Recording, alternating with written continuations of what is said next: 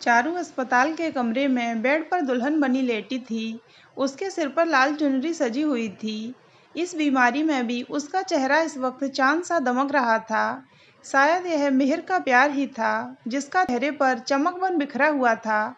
Oxygen cylinder, तमाम तरह की मशीनें उस कमरे में उसके बिस्तर के चारों ओर थीं और साथ में थे मिहिर, चारू के मम्मी पापा, मिहिर के घरवाले, उसके दोस्त, डॉक्टर्स, नर्स और पंडित जी। कुछ मंत्र और पूजा के बाद पंडित जी ने मिहिर से चारू की मांग में सिंदूर भरने को कहा। मिहिर, जिसका हाथ चारू के हाथ में था, उसने उसी हाथ से सिंदूर की डिब्बी अपने हाथ में ली और उसमें से सिंदूर अपनी उंगली में ले चारू की मांग में भर दिया। चारू की आंखें खुशी से छलछला आईं। आंसुओं का तूफान पूरे बेग के साथ उसकी आंखों से उतर उसके तकिए को भिगोने लगा। मिहिर ने चारू के माथे पर एक चुंबन अंकित किया और उसके आंसू पोंछने लगा।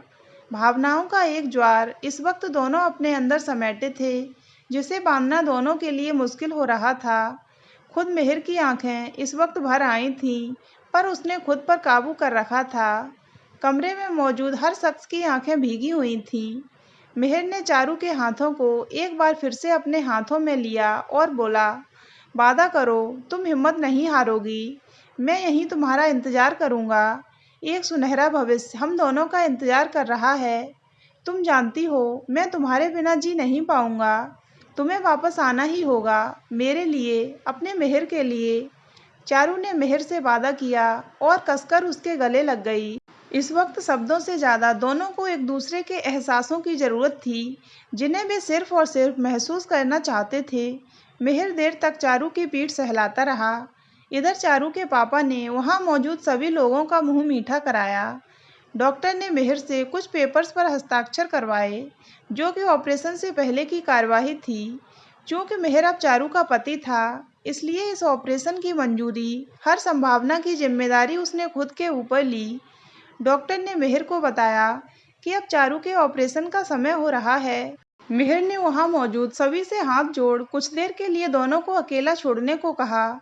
सबके जाने के बाद मिहिर ने चारू के चेहरे को अपने दोनों हाथों में भर लिया और बोला, चारू, तुम्हारा मिहिर यहीं तुम्हारा इंतजार करेगा। तुम्हें मेरे लिए वापस आना है। अपने मन में कोई शंका मत रखना। तुम मुझे हर रूप में स्वीकार हो। मैंने तुम्हारे शरीर से नहीं, तुम्हारी रूह से प्यार किया है। मिहिर की बातों से चारू को अपने पहले पति नीलेश की याद आ गई, जिसने सिर्फ उसके जिस्म से प्यार किया, रूह तक तो कभी पहुंच ही नहीं पाया। यह सोच उसका मन आज भी कसैला हो गया।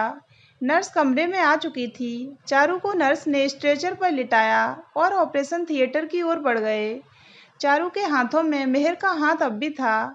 ऑपरेशन रूम के बाहर मिहिर ने चारू को कसकर गले लगाया तो चारू ने मिहिर से कहा, मिहिर, बहुत डर लग रहा है मुझे। वापस आना है तुम्हारे लिए। आऊंगी ना वापस? मिहिर उसके कानों में फुसफुसाते हुए बोला, बिल्कुल आओगी चारू। मुझे हमारे प्यार पर यकीन है। हमारा प्यार कमज़ोर नहीं, हमारी ताकत है, और इसी ताकत के भरोसे तुम जीत कर आओगी। नर्स चारू को अंदर ले गई। ऑपरेशन रूम का दरवाज़ा बंद होने लगा। चारू और मिहिर जब तक संभव था एक दूसरे को देखते रहे। दरवाज़ा बंद होते ही मिहिर बेचैनी से इधर उधर टहलने लगा। चारू के लिए उसकी फिक्र उसके चेहरे पर साफ देखी जा सकती थी। तभी चारू के पापा उसके पास आए और मिहिर के कंधे पर हाथ रखकर बोले, बेटा, ऑपरेशन लंबा चलेगा, तुम थोड़ा आराम कर लो। मिहिर बोला, आप ठीक कह रहे हैं पापा। मैं चारू के कमरे में जा रहा हूँ। कुछ देर अकेले रहना चाहता हूँ। और मिहिर थके कदमों से चारू के कमरे की ओर बढ़ गया। कमरे में चारों ओर फूल बिखरे हुए थे, जो कुछ देर पहले के ही थे, जब मिहिर ने चारू को हमेशा हमेशा के लिए अपनी जीवन संगिनी बनाया था। कितने ताज़ा थे वे फूल, बिल्कुल उन दोनों के प्यार की तरह। मिहिर चारू के बिस्तर के पास रखी कुर्सी पर बैठ गया। चारू की लाल चुनर अभी भी मिहिर के हाथों में ही थी, जो चारू ने उसे ऑपरेशन थिएटर के बाहर दी थी और कहा था कि जब वह ऑपरेशन थिएटर से बाहर आए तो उसे अपने हाथों से वह चुनर उड़ाए। 2 बूंद आंसू निकलकर मिहिर के गालों पर छलक आए। बहुत देर से खुद को संभाल रखा था उसने, पर अब मुश्किल हो रहा था। आंख बंद करते ही मिहिर 7 साल पहले की यादों में चला गया। किसी चलचित्र की भांति चारू की जिंदगी का वह भयानक अतीत उसकी आंखों के आगे मंडराने लगा। चारू और मिहिर दोनों कॉलेज में साथ पढ़ते थे। मिहिर शुरू से चारू को पसंद करता था, पर चारू शायद कभी उसके प्यार को समझ नहीं पाई। उसने हमेशा मिहिर को सिर्फ एक अच्छा दोस्त समझा। चारू का कॉलेज अभी खत्म भी नहीं हुआ कि उसका एक बहुत ही रईस खानदान से रिश्ता आया। चारू ने थोड़ी नानुकुर भी की, पर उसके मम्मी पापा ने इतना अच्छा रिश्ता हाथ से न जाने का दबाव बनाया और चारू को हाँ कहनी पड़ी। वैसे भी मध्य वर्गीय परिवार में अपनी पसंद मर्जी की जगह कम ही होती है। इधर मिहिर के अरमा दिल के दिल में रह गए। उसने अपने प्यार का इजहार करने की हिम्मत कभी की ही नहीं। हालांकि एक दफ़ा सगाई के बाद जब चारू की सहेली ने चारू को मिहिर के दिल की बात बताई, तो चारू बोली, काश एक बार तो कहते मिहिर। और वह काश बस उस दिन उसके दिल में एक कसक बनकर दफन हो गया। पहली रात से ही चारू के सामने उसके पति नीलेश की हरकतें आ गईं। वह सुहाग सेज पर नक से सिक तक तैयार होकर अपनी भाभी दुनिया के सपनों में खोई हुई बैठी थी। सोच सोच कर उसका तनमन रोमांचित हो रहा था। गाल शर्म से लाल हो रहे थे। पर नीलेश बहुत देर तक नहीं आया। अब तो नींद से उसकी आंखें बोली होने लगीं। तभी उसकी ननद उसके कमरे में आई। अरे भाभी, कब तक ऐसे ही बैठी रहोगी? भाई का कुछ पता नहीं, आप सो जाओ। सुबह भी जल्दी उठना है, मुंह दिखाई की रस्म है। नीलेश का अभी तक न आना और अपनी ननद के ऐसे रूखे बर्ताव से एक पल में उसके सारे सपने चकनाचूर हो गए। जल्द ही उसे मालूम चल गया, जब अमीर माँ बाप का लाडला उनके हाथ से निकल गया, तो उसे सुधारने के लिए चारू के रूप में बलि चढ़ाई गई, इसी आस में कि शायद शादी के बाद सुधर जाए। चारू को याद नहीं कभी नीलेश ने उसे प्यार से देखा हो, उससे 2 घड़ी बैठकर बात की हो। उसे तो अपने आवारा दोस्तों और उनकी गंदी सोहबत से ही फुर्सत नहीं थी। रात को नीलेश बहुत पीकर आता और अपनी ज़रूरत पूरी करता। इन पलों में ही सही चारू को उसके पास आने का मौका मिलता। वह सोचती एक दिन अपने प्यार से वह नीलेश को बदल देगी। अचानक एक दिन नीलेश के मुंह से निकल गया, माहिका आई लव यू, मैं सिर्फ और सिर्फ तुम्हारा हूँ। सुनते ही उसका शरीर बिल्कुल ढीला पड़ गया। वह समझ गई कि वह नीलेश की बाहों में जरूर है, पर उसके मन में नहीं। सुबह जब नीलेश को होश आया, तो चारू ने उससे माहिका के लिए पूछ लिया। नीलेश ने भी सब बता दिया कि उससे शादी तो उसकी मजबूरी थी। उसकी ज़िंदगी में जो भी है बस माहिका है और उसकी जगह कोई नहीं ले सकता। वह तो घरवाले उसकी पसंद के खिलाफ थे, इसलिए जल्दबाजी में तुम मेरे गले पड़ गई। और फिर नीलेश कमरे से बाहर चला गया। चारू धम्म से पलंग पर बैठ गई। आंसू कब उसकी आंखों से बाहर निकल गए उसे पता ही नहीं चला। उसको लगा था शायद उसके प्यार से नीलेश सुधर जाए, पर नीलेश आज उसकी उस बची आस को भी तोड़ गया। चारू मन मारकर सब कुछ सहन कर रही थी। उस दिन के बाद तो वह एक मशीन की तरह बन गई। दिन में घर वालों की ज़रूरत, रात को नीलेश की। सच जीती जागती लाश बन गई, जिसमें न कोई उम्मीद, न उमंग, न उत्साह। कुछ दिन से चारू की तबीयत सही नहीं रह रही थी। एक दो बार तो चक्कर खाकर गिर गई, पर उस घर में कभी चारू को गंभीरता से नहीं लिया, तो उसकी तबीयत को कौन लेता। आखिर जब एक दिन चारू की तबीयत ज़्यादा ही खराब हुई, तो डॉक्टर को दिखाया। जांच से पता चला उसे ब्रेस्ट कैंसर है। ससुराल वालों को वैसे ही उससे कोई लगाव नहीं था। उसकी बीमारी की बात से किसी को कोई फर्क नहीं पड़ा, और एक दिन उसे बोझ समझकर उसके पीहर छोड़ आए और कहा, इसके इलाज में जितना पैसा लगेगा हम लगाएंगे, पर तब तक इसे अपने पास ही रखिएगा। चारू को लगा जैसे वह इंसान नहीं, कोई सामान है, जिसकी जब तक ज़रूरत थी नीलेश और उसके घर वालों ने भोगा, पर अब जब वह सामान किसी काम का नहीं, तो उसे उठाकर बाहर फेंक दिया। उसे खुद से घिन आने लगी। आखिर उसने एक कठोर फैसला लिया और अपने पापा को तलाक के पेपर मंगाने को कहा। चारू के मम्मी पापा ने उसे बहुत समझाया, पर चारू ने कहा, यह फैसला उसने बहुत सोच समझ कर लिया है। अगर तलाक नहीं हुआ तो वह अपना इलाज भी नहीं करवाएगी। हार कर जब चारू के पापा ने नीलेश को तलाक के पेपर्स भिजवाए, तो उसे कोई आपत्ति नहीं हुई। वह तो कब से इस बंधन से छुटकारा पाना चाहता था, और आखिरकार आपसी सहमति से जल्द ही दोनों का तलाक हो गया। इधर चारू जितनी अपनी बीमारी से नहीं टूटी, उससे कहीं अधिक नीलेश और उसके घर वालों के बर्ताव से टूट गई। उसकी जैसे जीने की इच्छा ही खत्म हो गई।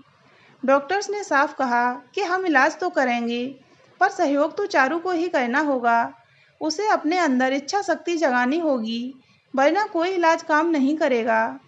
चारू के मम्मी पापा अपनी बेटी की हालत देख अंदर ही अंदर घुले जा रहे थे, पर चारू तो जैसे बस अब मौत को ही गले लगाना चाहती थी। एक दिन चारू की माँ ने उसकी सबसे अच्छी सहेली शैलजा को फ़ोन किया और उसे सब बताया।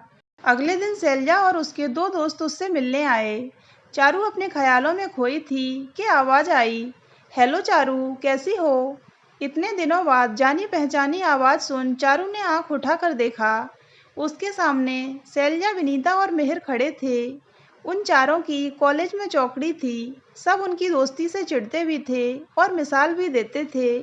चारों एक दूसरे के हर सुख दुख में हाजिर।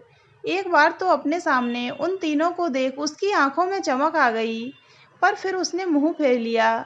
शैलजा चारू के पलंग के पास आकर बैठ गई। चारू के मम्मी पापा बोले, तुम लोग बात करो, हम बाहर बैठे हैं। चारू, हम चारों इतने दिन बाद इकट्ठे हुए, बात नहीं करेगी? तेरे साथ इतना कुछ हो गया और तूने हमें बताना जरूरी नहीं समझा।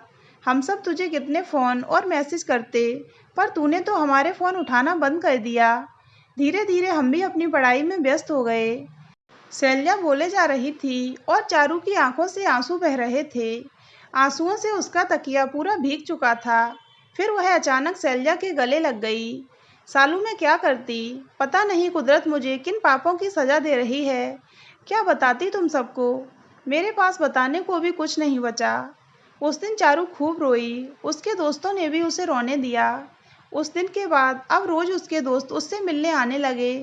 चारू भी अब कुछ बातें करने लगी, थोड़ा खुश रहने लगी, पर कई बार उसकी बातों से लगता जैसे उसके अंदर जीने की इच्छा बिल्कुल नहीं बची। एक दिन मिहिर अकेला आया। शैलजा और विनीता को कुछ काम था। मिहिर को अपने सामने देख चारू के चेहरे पर मुस्कान आ गई। कैसे हो मिहिर? आजकल बड़े चुप चुप रहते हो। कॉलेज में तो कितना बोलते थे। और शादी कब कर रहे हो? एकाएक पता नहीं क्यों मिहिर अकेले चारू का सामना नहीं कर पा रहा था। उसका गला भर आया। उसने अपनी आंखें फेर लीं। चारू ने मिहिर के हाथ पर अपना हाथ रखा। मैं जानती थी मिहिर, तुम मुझे पसंद करते थे, पर मैंने तुम्हारे लिए ऐसा कभी नहीं सोचा था। मैं सिर्फ तुम्हें दोस्त मानती थी। मिहिर चारू की तरफ मुंह करके बोला, पसंद करता था नहीं चारू, आज भी पसंद करता हूँ। मैं तुम्हें चाहता हूँ। मेरे दिल में तुम्हारे सिवा कोई नहीं है। चारू के चेहरे पर एक फीकी मुस्कान आ गई। अब मुझे पाकर क्या करोगे मिहिर? मेरे पास तुम्हें देने को कुछ नहीं है। मैं तो खुद खुश नहीं, तो तुम्हें क्या खुश रखूंगी? क्यों नहीं चारू, अब भी कुछ नहीं बिगड़ा। मैं आज भी तुम्हें उतना ही प्यार करता हूँ। तुमसे शादी करना चाहता हूँ। पागल हो तुम, सब कुछ जानबूझकर कैसे ऐसा बोल सकते हो? कहीं तुम मुझ पर दया तो नहीं कर रहे? चारू चिल्ला कर बोली। उसकी आंखें गुस्से से लाल थीं। कुछ देर कमरे में सन्नाटा रहा। जब चारू थोड़ा सामान्य हुई तो मिहिर से बोली, मिहिर, मुझे उस शीशे के सामने ले चलो। मिहिर के सहारे वह धीरे से बेड से उतरी। देखा मिहिर, क्या हालत हो गई, बिना सहारे के उठ भी नहीं सकती। चारू के स्वर में बहुत दर्द था। मिहिर उसे शीशे के सामने ले आया। देखो मिहिर, मेरी हालत देखो, मेरे बाल देखो, धीरे धीरे जितने बचे हैं वे भी झड़ जाएंगे। मैं खुद शीशा देखना पसंद नहीं करती। तुम्हारी ज़िंदगी कैसे बर्बाद कर दूं? और जानते हो ना, मेरे ऑपरेशन के बाद तो मेरे शरीर का एक हिस्सा मुझसे काट दिया जाएगा। मैं कैसे तुम्हारी ज़िंदगी बर्बाद कर सकती हूँ? मिहिर ने उसे पास रखे सोफे पर बिठाया और खुद उसके पास ज़मीन पर बैठ गया। उसका हाथ अपने हाथ में लेकर बोला, चारू, यह जीवन है। यहाँ पतझड़ आता है तो बसंत भी आएगा। अब तुम हाँ कर दो, मैं तुम्हारे जीवन में बसंत लेकर आऊँगा। और हाँ, मैं तुम पर कोई दया नहीं कर रहा, बल्कि अपने को खुशहाल समझूंगा।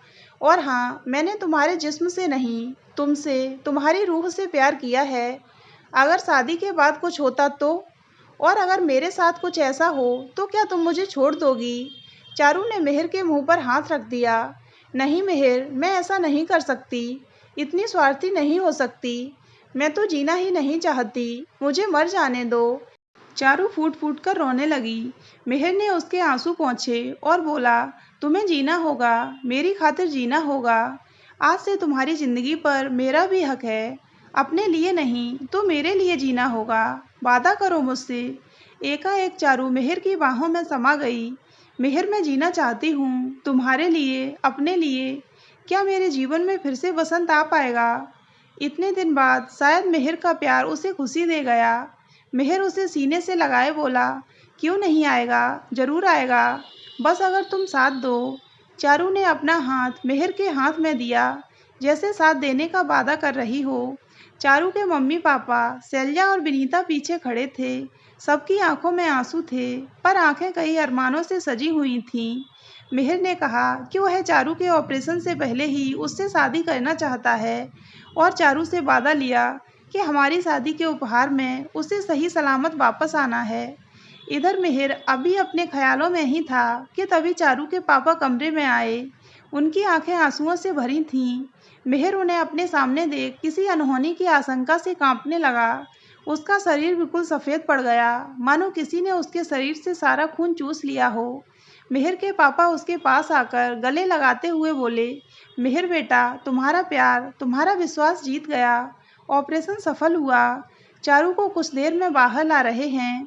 मिहिर चारू के पापा के गले लगकर रोने लगा, फिर रुंधे गले से बोला, पापा, मेरी चारू, चुनर, मुझे चारू को दुल्हन बनाना है, उसे यह चुनर। और बात पूरी करने से पहले वह बाहर की ओर भागा। उसके हाथ में लाल चुनर थी। अपनी चारू को फिर से दुल्हन के रूप में देखने को बेकरार था वह। तो दोस्तों, अगर आपको ये कहानी अच्छी लगी हो तो वीडियो को लाइक करें और हमारे चैनल को सब्सक्राइब अवश्य करें।